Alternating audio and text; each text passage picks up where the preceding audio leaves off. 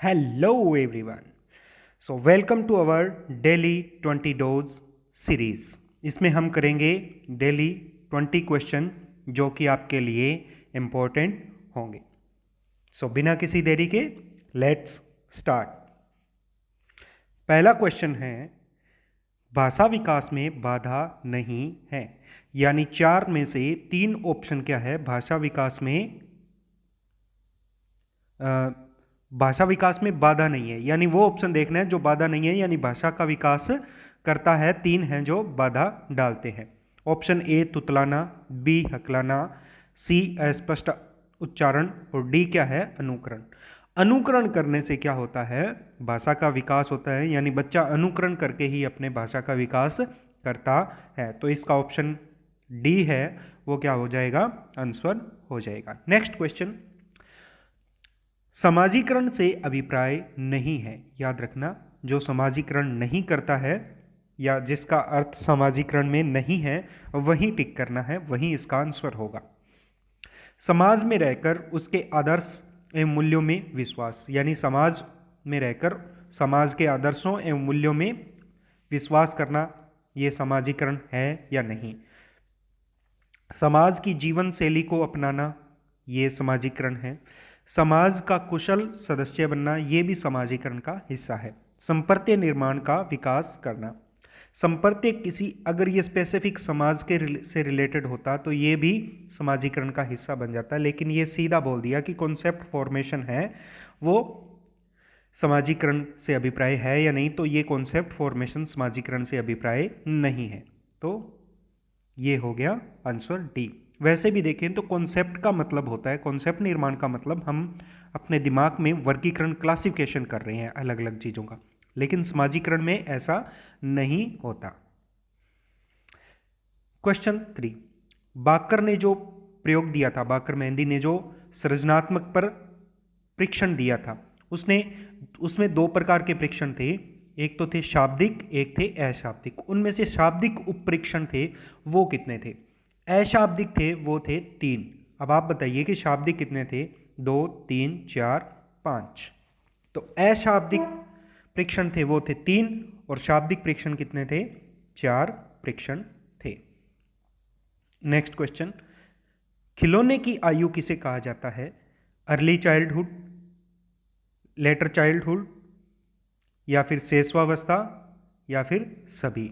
तो इनमें से कौन सी है जो खिलौने की आयु कहा जाता है, अर्ली या फिर लेटर यानी उत्तर बाल्यावस्था, या फिर शिशु अवस्था या शैशवावस्था, या फिर ये सभी। तो खिलौनों की आयु कहा जाता है पूर्व बाल्यावस्था को।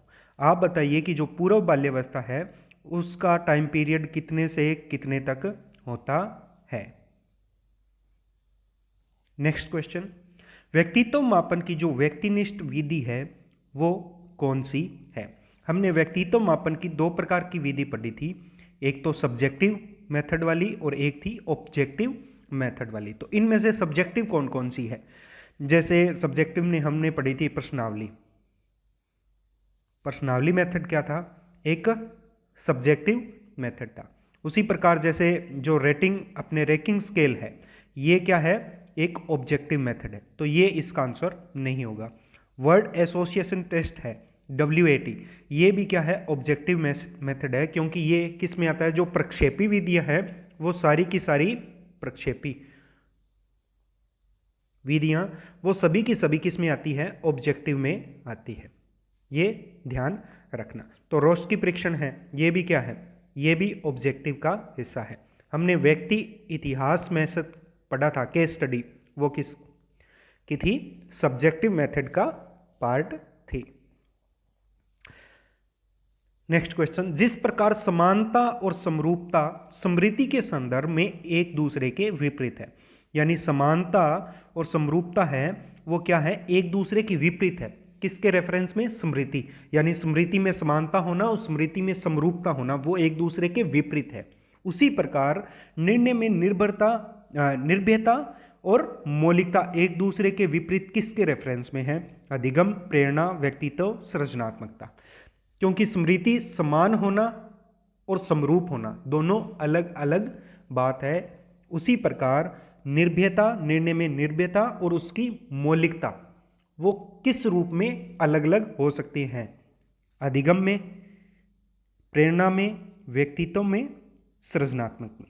तो हमने पढ़ा था किसमें? व्यक्तित्व में ये अलग अलग हैं। नेक्स्ट क्वेश्चन, किशोरों में द्वंद्व उभरने का कारण क्या है? पीढ़ियों में अंतर, अवसर में अनुकूलता, किशोरों में स्वप्न दर्शन यानी टीनेज ड्रीमिंग, और निराशा और निसहायता। तो किसके कारण उनमें द्वंद्व कॉन्फ्लिक्ट है वो पैदा होता है? तो किसके कारण होता है? पीढ़ियों में अंतर के कारण भी उनमें संवेग, अस्थिरता आती है। ठीक है, तो जो द्वंद्व है वो किसके कारण होता है? अवसरों में प्रतिकूलता के कारण उत्पन्न होता है। कॉन्फ्लिक्ट का कारण, मुख्य कारण क्या है? अवसरों में प्रतिकूलता।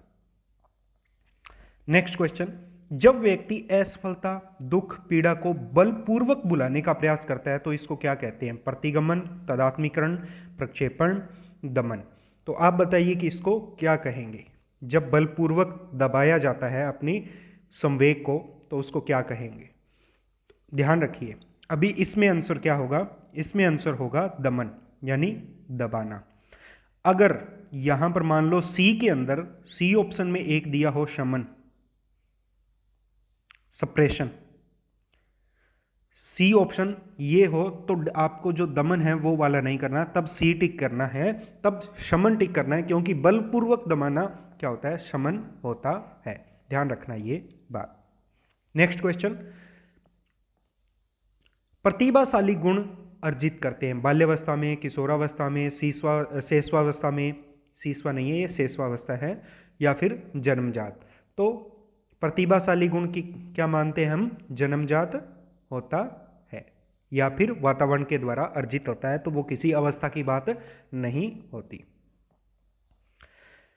नेक्स्ट क्वेश्चन, राजू खरगोश से डरता था। शुरू में खरगोश को राजू से काफ़ी दूर रखा गया। आने वाले दिनों में हर रोज़ खरगोश को राजू के बीच की दूरी कम कर दी गई।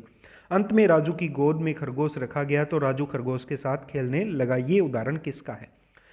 प्रिंसिपल ट्रायल एरर थ्योरी का, जो क्लासिकल कंडीशनिंग थ्योरी है इसका, या फिर ऑपरेट कंडीशनिंग थ्योरी का है, या फिर इन सभी का है। तो हमने क्या किया कि उनके बीच के जो अनुबंधन है उसको बढ़ाया है, बीच में अनुबंधन को बढ़ाया है। तो ये किस प्रकार का अनुबंधन हुआ? तो ये या तो बी ऑप्शन होगा या सी होगा। तो आप देखेंगे ऑपरेट कंडीशनिंग में क्या होती है और क्लासिकल कंडीशनिंग में अनुबंधन को बढ़ाया जाता है, जैसे कुत्ते और घंटी के मध्य जो प्रयोग था बिल्कुल उसी ही प्रकार का एक ये भी प्रयोग है। तो ये इसका ऑप्शन क्या होगा? शास्त्रीय अनुबंधन का सिद्धांत के अनुसार ये इसकी व्याख्या होती है। नेक्स्ट क्वेश्चन, किस अवस्था में आक्रामक एवं धारणात्मक व्यक्तित्व विकसित होता है? मुखावस्था, गुदावस्था, लैंगिक अवस्था, अव्यक्त अवस्था। अब ध्यान रखिए कि हमने फ्रायड ने एक सिद्धांत दिया था मनोलैंगिक विकास का सिद्धांत। उसमें इसने 5 अवस्था बताई थी। पहली थी ओरल स्टेज, मुखावस्था, दूसरी थी गुदावस्था यानी अनाल स्टेज, तीसरी थी लैंगिक अवस्था, और चौथी थी अव्यक्त अवस्था, और पांचवी कौन सी थी जो इस ऑप्शन में नहीं दी गई है? तो पांचवी जो टीनेज में पाई जाती है, तो वो स्टेज। तो ये 5 अवस्था थी। उनमें से आक्रामक और धारणात्मक व्यक्तित्व का विकसित कब होता है?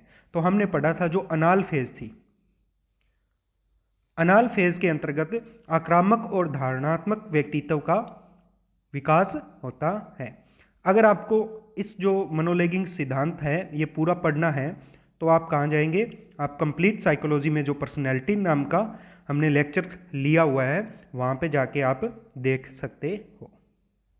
नेक्स्ट क्वेश्चन, निम्न में से कौन सा शोध है या शोध का चरण है वो शोध को क्रियात्मक अनुसंधान बनाता है?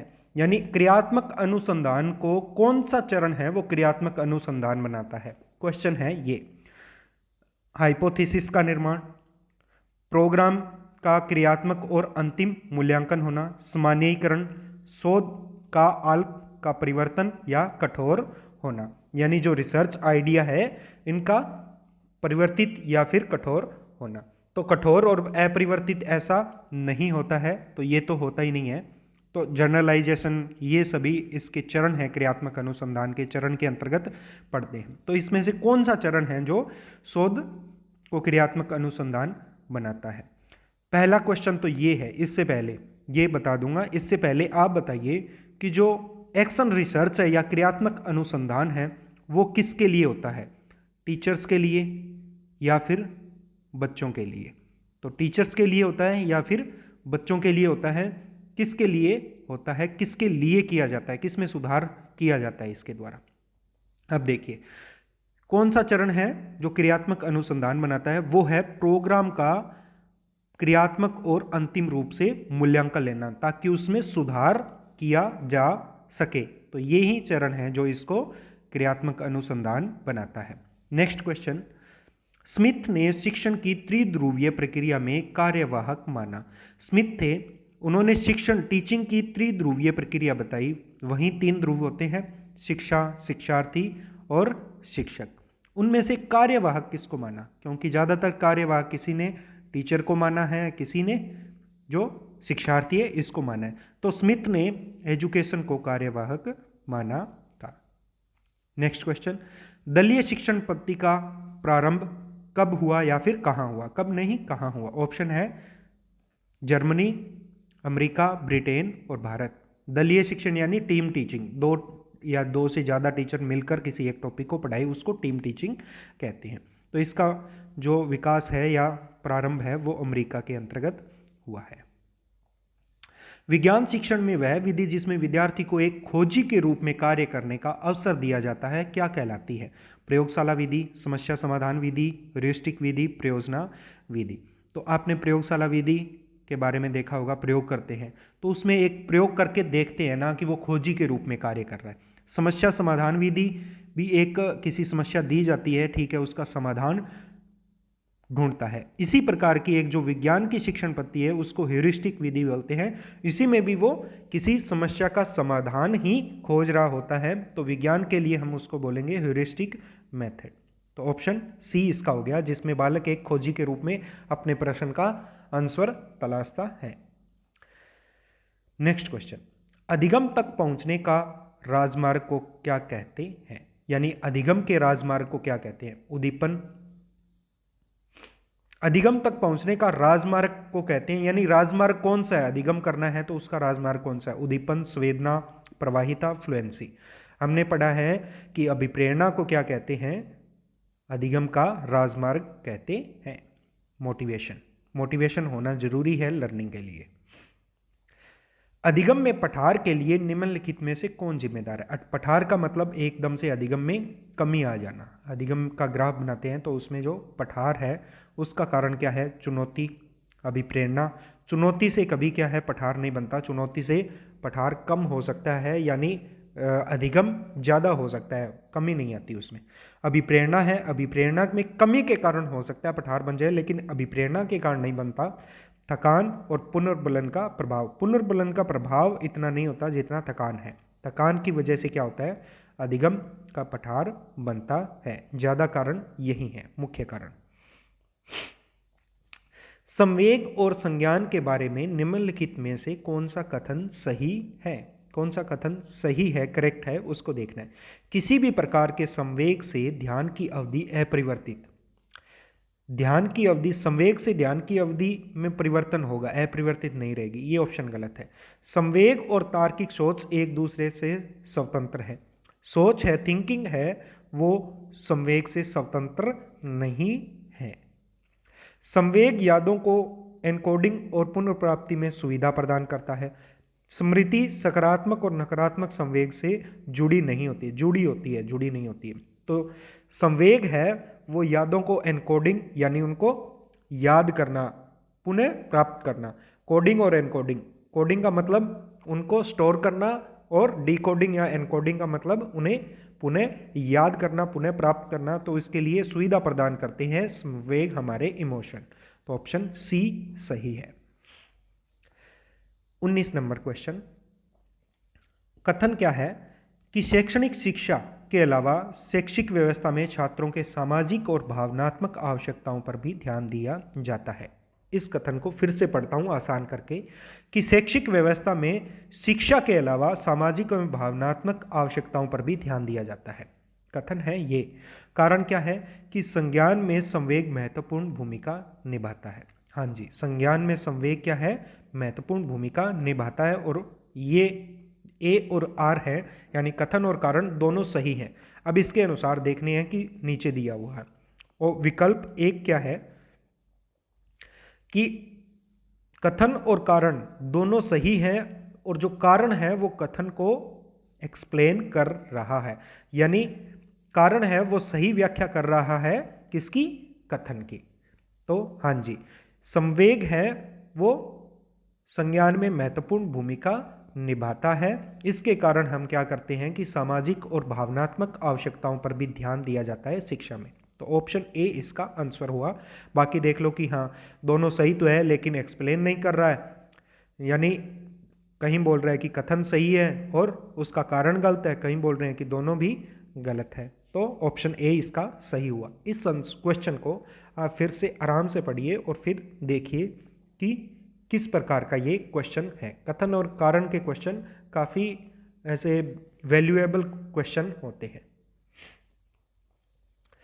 लास्ट 20 क्वेश्चन, संज्ञान और संवेग के बारे में कौन सा कथन सही है।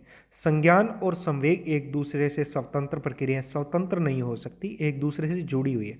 संज्ञान एवं संवेग आपस में जुड़ी हुई है, हाँ जी, और एक दूसरे को प्रभावित करती है, ये सही है। तो ऑप्शन हमें सही मिल गया, लेकिन बाकी देख लेते हैं अभी। संज्ञान संवेग को प्रभावित करता है लेकिन संवेग संज्ञान को, ऐसा नहीं है, एक दूसरे को प्रभावित करते हैं। संवेग संज्ञान को प्रभावित करता है लेकिन संज्ञान संवेग को नहीं, दोनों प्रभावित करते हैं एक दूसरे को। तो ऑप्शन बी इसका सही आंसर हो गया। आज का बोनस 21 नंबर क्वेश्चन ये आपके लिए बोनस है। किस अधिगम मनोवैज्ञानिक ने बाल अधिगम विकास में पुरस्कार को महत्व नहीं दिया। जो रीइंफोर्समेंट है, जो पुरस्कार है, उसको महत्व नहीं दिया। किसने नहीं दिया? थॉर्नडाइक ने, पावलोव ने, स्किनर ने, गुथरी ने। तो आपने जो एक समीपता का सिद्धांत पढ़ा होगा, समीपता अनुबंधन, समीपता अनुबंधन का सिद्धांत जिसने दिया था उसने ये बोला था कि पुरस्कार की बजाय समीपता के आधार पर अनुबंधन होता है। यानी अनुबंधन है वो किसी फैक्टर के समीपता के आधार पर होता है, ना कि उस पर कितना रीइंफोर्समेंट, पुनर्बलन दिया जा रहा है। और यह सिद्धांत किसने दिया था? एडवर्ड गुथरी ने दिया था। तो ये पुरस्कार को महत्व नहीं देते। तो ये था आज का 21 आपका बोनस आंसर। आई होप आपको समझ में आए होंगे ये 21 क्वेश्चन। अगर आपको किसी भी क्वेश्चन में डाउट है तो आप नीचे कमेंट करके पूछ सकते हैं। हमारे YouTube चैनल से जुड़े रहने के लिए इस चैनल को सब्सक्राइब करें और अपने दोस्तों के साथ शेयर भी करें अगर आपको हमारी जो लेक्चर वीडियो है वो अच्छी लगती है। आप बताइए कि आपको ज़्यादा पसंद क्या है, MCQ सीरीज़ ज़्यादा पसंद है या फिर लेक्चर की जो वीडियो है वो ज़्यादा पसंद है? आप जो बोलोगे वो ज़्यादा इस चैनल पे मिलेगी, यानी जो एक्सप्लेनेशन वाली वीडियो ज़्यादा पसंद है या क्वेश्चन वाली वीडियोज़ ज़्यादा पसंद है, वो भी साथ में आप अपना फीडबैक दीजिए। मिलते हैं नेक्स्ट वीडियो में, तब तक के लिए स्टे ट्यून।